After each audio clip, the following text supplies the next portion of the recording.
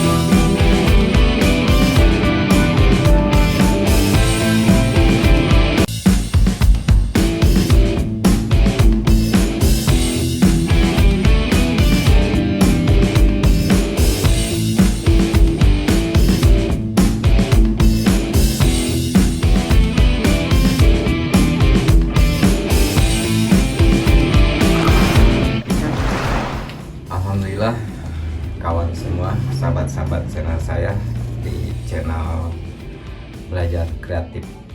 Jadi itulah apa yang saya tutorialkan kepada kalian.